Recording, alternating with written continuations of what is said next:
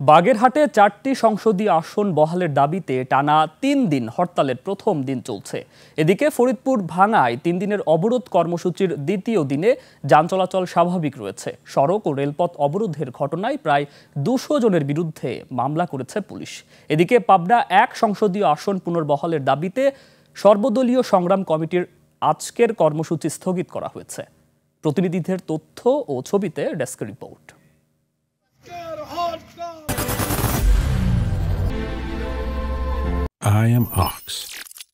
হরতালের সমর্থনে বিক্ষোভ মিছিল করে সর্বদলীয় সম্মিলিত কমিটির নেতাকর্মীরা। এরপর জেলা প্রশাসকের কার্যালয়ের সামনে গিয়ে অবস্থান নেয় তারা। ঘোষণা অনুযায়ী সোমবার সকাল সন্ধ্যা এবং মঙ্গল ও বুধবার সকাল 6টা থেকে দুপুর 12টা পর্যন্ত হরতাল পালিত হবে। এ সময় দোকানপাট খোলা থাকলেও মহাসড়কে যাত্রীবাহী বাস ও পণ্যবাহী ট্রাক চলবে না। সংসদ নির্বাচনে বাগেরহাটের 4টি আসনের মধ্যে একটি কমিয়ে 3টি আসন করার প্রাথমিক প্রস্তাবের বিরুদ্ধে আন্দোলন শুরু করে বাগেরহাটবাসী। আমাদের দাবি যদি নির্বাচন কমিশনার মেনে না নেয় তাহলে আগামীতে আমরা কঠোর কর্মসূচির দিকে যেতে বাধ্য হব। সর্বদলীয় সংগ্রাম কমিটি আহত 3 দিন টানা হরতালের প্রথম দিন আজকে সকাল সন্ধ্যা হরতাল অব্যাহত আছে।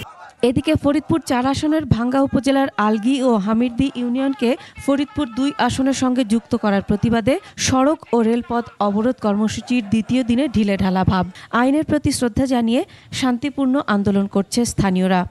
পর্যন্ত এই সংগ্রাম চলতে থাকবে, তাতে যত মানুষ গ্রেপ্তার করুক আর যত মানুষ মৃত্যুবরণ করুক। বিভিন্ন পর্যায়ে যারা নেতৃস্থানীয় কাজ করছেন তাদেরকে এটি জানানো হয়েছে যে আপনারা মাঠে সহিংসতামূলক কর্মকাণ্ড করবেন না।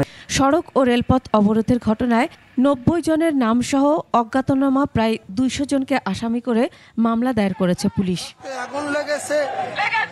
এছাড়া পাবনা 1 সংসদীয় আসন পুনর্বহালের দাবিতে বেড়ায় সর্বদলীয় সংগ্রাম কমিটির আজকের কর্মসূচি স্থগিত করা হয়েছে।